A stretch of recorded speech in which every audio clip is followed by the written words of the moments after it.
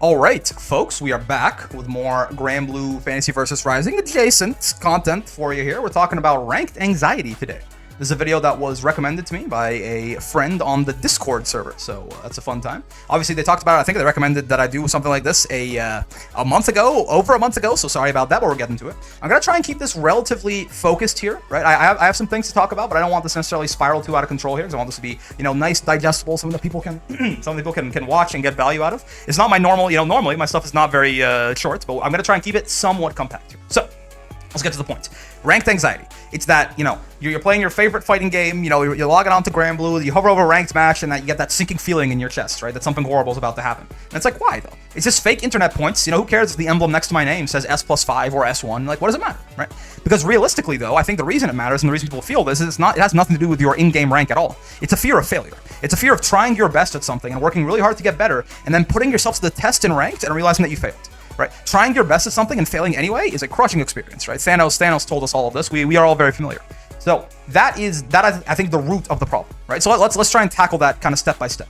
One, I got bad news for you. The failure that you are afraid of there is going to happen. You are going to fail. You are going to try your best, and you are going to fail anyway. You are going to work really hard on getting that one bad habit just out, and then you're going to spend all this time practicing it, discussing it with other people in a community maybe, and then you're going to go online, you're going to do it anyway, right? Again, that's going to happen a lot, right? But I have good news for you. That's normal, and that happens to everybody. And that happening to you does not mean that you are just like uniquely stupid or horrible or bad or useless or hard stuck or like you're never going to get better at the fighting game because you keep failing. This is a hard thing. Any competitive game, any skill, but let's assume back in, fighting games are difficult to learn, right? So it's going to be tough, and you're going to do your best, and you're going to fail. But that's normal, and that's part of the process. And in fact, it should be something that you should embrace, not fear. Because a lot of the times, when things don't go right and you lose, if you can just swallow your pride and swallow your ego and let's look at it objectively for a second, there is a lot more for you to learn in that loss, in that failure, than there is for the matches where everything just kind of works out perfectly. Right? So failure, the bad news is it's inevitable. The good news is it's a good thing. Right? In the short term, it feels bad. In the long term, it's a good thing. It's a good thing, and it'll help you, and you just have to embrace it. Right? Now, how do we do that? Right? Two things. One, I was kind of already talking about it in terms of getting bad habits instead of winning. You notice, but your focus should shift from winning your ranked sets to gaining experience and learning. I talk about this a lot. It's something that I talk about in all of my videos. Basically, at some point I mention it, right? But winning in the short term is a transient thing, right? Going from S5 to S1. Right? Or going from S1 to S+3 or so, wherever you are. That's where most of the player base kind of sits, in that A to S+ sort of barrier, right? You could have a really good day and be playing this out of your mind, and maybe also run into some people who are having a bad day and just win a bunch of sets in a row, and suddenly you're S+, and you're like, oh my god, I got so much better. But maybe that whole time you were kind of like making a bunch of bad decisions, you just kind of got lucky, and it just kind of worked out. At the end of the day, right, a lot of fighting games is a rock, paper, scissors game. If you throw rocks 700 times in a row, but it just so happens that everybody you played threw scissors, right, because it's a first two format and they don't get a chance to really react to you, that doesn't mean you're playing well. It doesn't mean you got better. This means you kind of got lucky, right? And on similar notes, you can be playing fundamentally sound, but it's guess wrong a lot of the times and lose, right? And then you'd be like, well, I suck. No, if you were playing well, maybe you just got unlucky in that one match. It happens.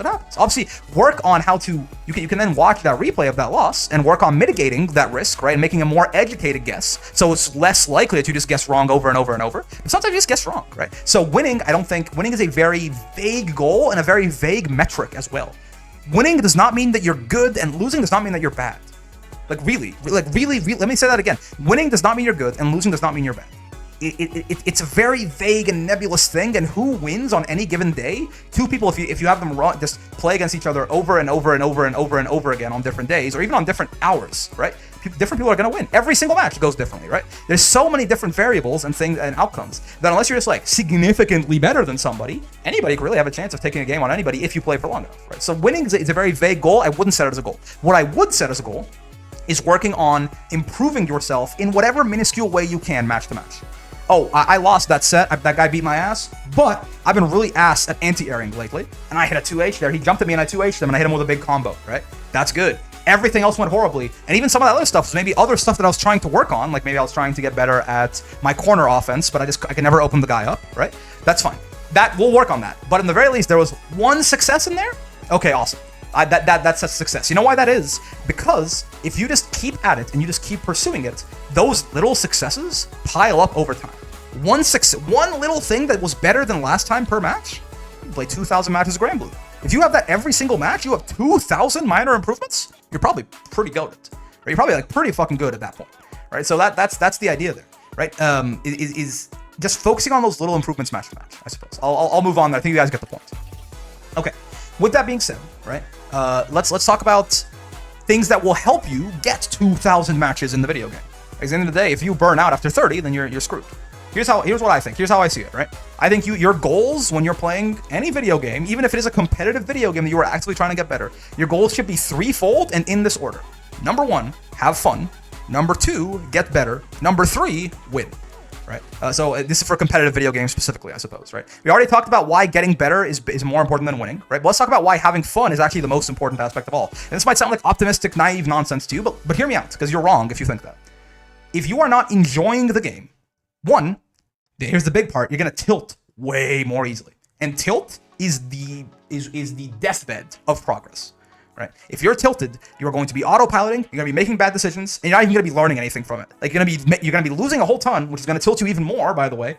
And then you're not even going to learn from those losses. Because when you're tilted, you're not going to go in and watch your replays and analyze it with an objective eye and be like, oh yeah, that wasn't a bad idea there, but I didn't weight my risk reward properly. Basically, that, this Lancelot, he's been doing, I expected him to do this option. I made a guess he was going to do this option. But looking at the wider scope of things, he never really even did that option the whole set. So that was a big risk by me. I should more so try and analyze my opponents and learn what they're doing and then make my decisions based on that. You're not going to do that. You're going to be like, man, just fuck this game. It sucks. I hate it. Everything sucks. It's awful. I just need to get out of here, right? It's gonna be unproductive. So if you are trying to get better at a game, finding what is the most fun thing for you is the best thing to do, right? And then 2, if you're having fun, not only will you avoid tilt, you will also be able to just play the game more often.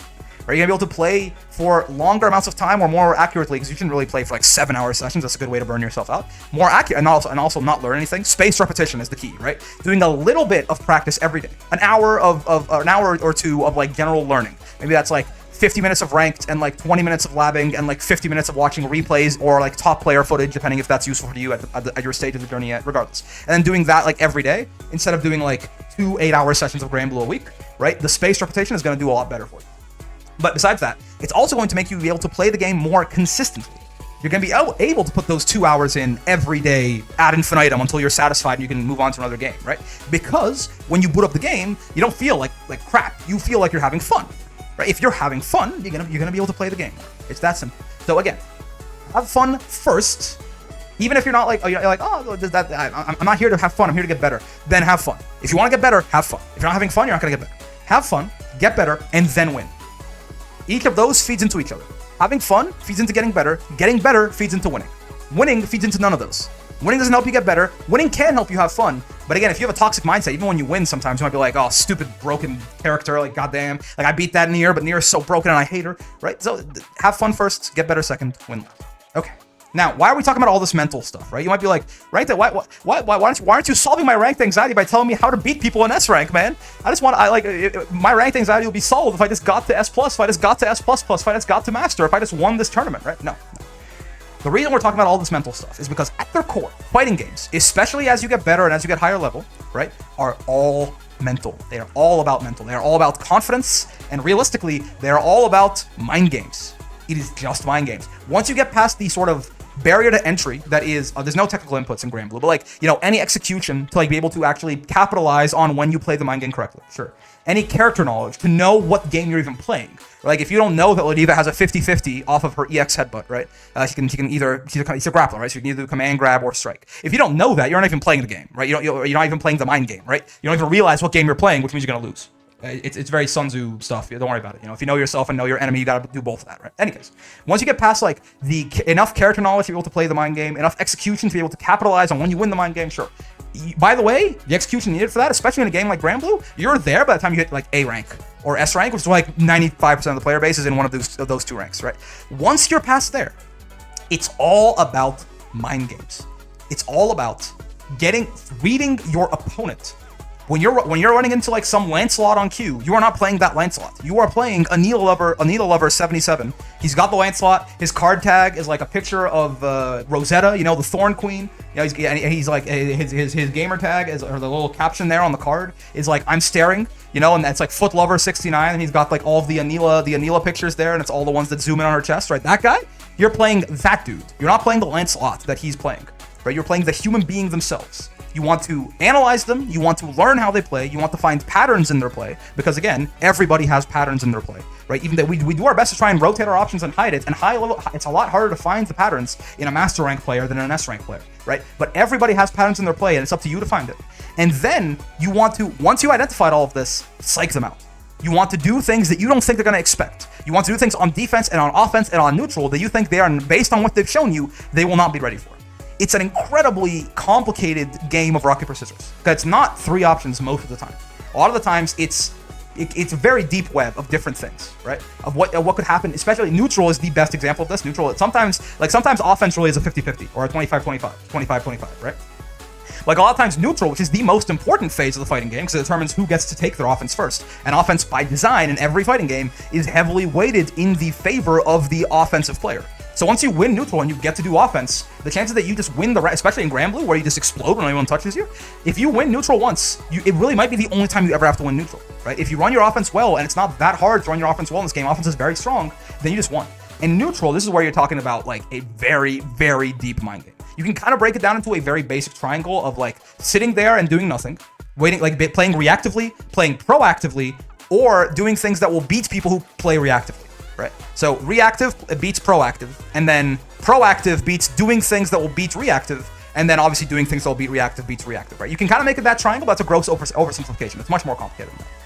But this is all to say, right, that at the core, fighting games are a giant mental game. And why am I bringing this up? Because if you are not doing the things that we just mentioned before I got on this tangent, right? Things like focusing on improving instead of winning, focusing on having fun instead of either of those, accepting the fact that you are going to fail sometimes and that's okay, and not letting it get you down, right? If you are not doing these things that I have mentioned, your mental is going to be too weak to play that mind game with your opponent. You are at war with the guy in front of you. You know, he's doing his best. If he's playing the game right, he is doing his best to get a read on you, download you, and also mentally exhaust you to the point that you can no longer play the mind game with him. And you should be doing the exact same thing to him, right? If you think, you could think of it like you have a mental life bar, right? If you are not doing the things that I said earlier, you are going in with that mental life bar already at like 60%. You've already taken half your own mental HP with your own unproductive, toxic mentality, right? And your opponent, if he doesn't have that problem, he's going in at 100% mental HP, right? So you've already basically self-defeated yourself before the game even started. So that's why the reason I put this really big focus on the fact that fighting games are all mental is that you can spend as much time as you want labbing setups, learning everything about a character on Dust Loop, learning every single frame, plus frame, minus frame, counterplay, punish for every single move in the whole game. If your mental is scuffed, you are going to struggle. It is the most important part of the game. If you don't have confidence, if I'm watching two different S rank players, right? I'm a master rank Ladiva. I'm trying to get better. I'm not the best Ladiva by any means, but I'm pretty good at the video game, right? If I'm watching two different S rank players and they're both like, hey, like how can I get better? And one of them is just super confidently DPing on wake up every single time, and the other one is just kind of sitting there down backing all the time. And whenever there's a situation where they have to commit to an option, they just kind of do nothing because they don't want to die. The guy who's just like, you might think that the guy who's just DPing every time and he's fireball, fireball, fireball, like your average Granathan, right? He's just like fireball, boot, boot, boot, 6-6H, 6-6H, and he's just very confidently throwing out these like belligerent options. I like that guy better than the person who's playing scared, because that person's got confidence and that's way harder to teach, right? I can take that like belligerent wild Gran who just boots at round start every single time. I can take him and I can tell him about frame data. I can tell him, hey, you know, so the thing about the boot there is if you don't space it, it's minus, right? So you want to stand here and then boot people, and he goes, oh yes, grand boot, grand run harder, grand boot faster, right? He goes, the unga bunga happens, but like he's now slightly, he's a caveman, but he's got glasses on, right? That's easy. We can do that. We can fix that really easy. The person though who knows everything about the game and they let this analysis paralyze them, that's a much harder thing to unravel, right? Because at the end of the day, I talk about this a lot. It's the idea of play to win, don't play not to lose. Because fighting games are at their core a very complicated guessing game, sometimes it gets really simple. Sometimes you get a knockdown on somebody and you're at low health and they're at low health, and you have to run up to them and figure out whether or not they're going to DP. Right? That's one of the most common sort of vibe checks of this, right? Is you just like skybound darted somebody, they're down, you could get Oki on them, but if they DP, it'll kill you, right? At that point, you have to commit to one of those options. You either have to bait the DP and be ready to punish, or you have to go in and just take the risk, and if they don't DP, you'll kill them, right? If you are instead, that's playing to win right there. Because you know what? You might, for example, try to bait the DP, but they just wake up and throw you, right? And you lost because of that. Or you might obviously go in and try to hit them and they DP and it kills you, right? You might have lost, but at the very least, you committed to an option and went. If you are just sitting there though, and you're just like, I don't want to do it. So you stand at like mid-screen and just give them that space. I've seen this happen a lot. I've done this a lot sometimes, right? But I've seen a lot of people do this. You just give up on the situation. And you're just like, I don't know. I'm just gonna try and I'm gonna try and win later, right? This is scary. I don't want to do this. That's horrible. You are defeating yourself mentally. Don't do that. Right? And again, to tie it back, if you are not doing the things that I said earlier in this video, you are more likely to do these things because you are more likely, again, to go in with that mental HP bar already half empty before your opponent even gets to conditioning. All right, so that's sort of the main idea there. Let's talk about a quick side concept here. The idea of good days and bad days. That's something that affects ranked a lot. Sometimes maybe you had a really good, having a good session in a way sometimes can be a curse. If you made a lot of ranked progress one day, say you were hard stuck S1, right? And you finally break through that barrier and you're beating S+1s now, and you're like S+2. Like you had a really, really, really good session, you're S+2. That's where a lot of ranked anxiety can start to creep in, because suddenly the next day you want to hop back on Granblue and you're like, what if I lose all this progress, man? Am I gonna be able to replicate that? I don't know. So let's talk about this. There's this concept of what if it's a bad day? What if it's not a Granblue day? What if it's is a big thing. I don't believe that playing your best is out of your control. At least not entirely, right? There's a lot of things you can do that might seem like they don't have anything to do with a fighting game that can really help, right? Obviously, very important stuff. It seems basic, but you'd be surprised how many people don't do this. Get enough sleep. Eat. Drink enough water. Stay hydrated. In fact, stay hydrated, okay? Stay hydrated.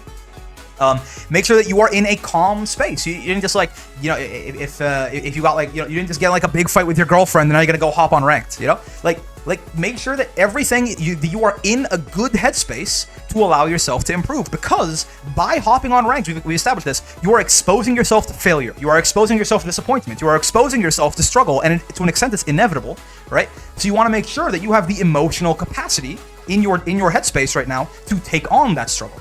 So you want to make sure you're in a good headspace for that, and you can do a lot to put yourself in that headspace.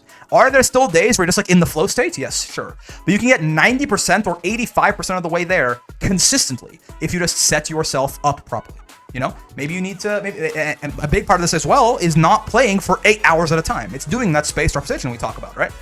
It's doing an hour of ranked today and an hour of VOD review, and then going back the next day and doing another 2 hours of one hour of ranked, 1 hour of VOD review, instead of doing 8 hours of ranked right in a row.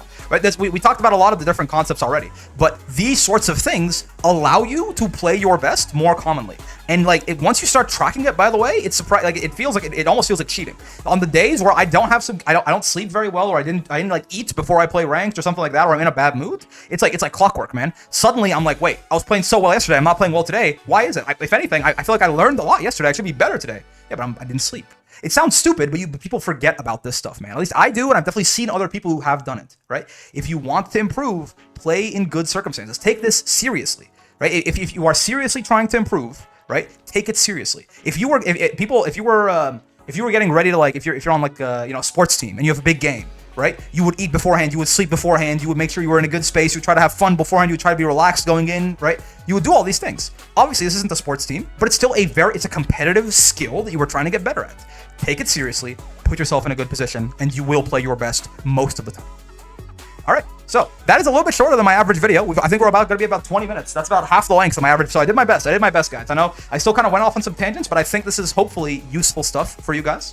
While that being said, if you made it this far in the video, I got 4 things for you. You know how it is. For number 1, join the Discord server. There's a link in the description down there for you. It's a nice place. You can talk about fighting games, talk about ranked anxiety, talk about, again, this video actually was suggested to me by somebody on the Discord, right? So talk about whatever you want, right? It's a nice community. You can hang out there, and there's art, music, there's general chat. It's not all fighting games too, right? So I recommend you join, but I also recommend that you please, when you join, keep it the nice and welcoming place it currently is. Everybody there is awesome. Nobody's been banned, and nobody's been moderated even really at all, right? But if I have to ban somebody, I will, and if that somebody is you, I will ban your ass. So just don't let that be you, okay? For number 2, if you like the video, and I sure hope you did, get down there and like the damn video, man. Come on, it's free. It don't cost you nothing. Glance to the channel, and I appreciate a lot, of course, while you're there. For number 3, that subscribe button, that bell button, they're all the way over there. They'll keep you up to date with all this content content we're throwing at you every day here. We got 3 videos coming out every single day, and it's somewhere between 2.5 to 5 hours of content every day, depending on the day. It'll actually be about 2 here, because this is a little bit shorter than average here for the 4 p.m. video. But all that being said, unless you have like 2.5 hours every day for little old me, if you do, I appreciate it. That's kind of weird. For most of you, that's not the case. I recommend you hit those 2 buttons, get notified when something new is uploaded, maybe go back and watch it when you have a minute. And for number 4, of course, most importantly, more important than whatever buttons you smash or whatever YouTube-friendly interactions you hit me with, I appreciate those. But I've had a great time hanging out today. Most of all, I know I sure did. Again, I hope this was helpful for you guys. I went off in a bunch of different lines there, but I think a lot of people, every person is going to come at this differently, and one thing that I said might have a lot of meaning for one person and no meaning for you, and something I said might have had a lot of meaning for you and no meaning for somebody else, and some things I said might have no meaning for anybody, in which case I did my best. I'm sorry. But yeah, that's why I kind of went off on a lot of different lines there, but I hope that some part of this was helpful to you guys. If you have any thoughts, by the way, I would love to hear it in the comments. If you have anything that you feel like I didn't address, any concerns that you might want, maybe not even just my opinion on, but everyone who watches this video, can comment on it too, right? I would love for us to continue this discussion in the comments, not just have it be one-sided and me just talking at you, right? So please, by all means, tell me what you think. If you disagree with me, tell me. If there's something if you feel like was important that I didn't bring it up and ask my opinion on it if you want, right? I appreciate it a lot. With all that being said, having a lot of fun with Granblue is going to be a lot of content of all shapes and sizes coming your way. But until then, I will see you in the next one. Peace.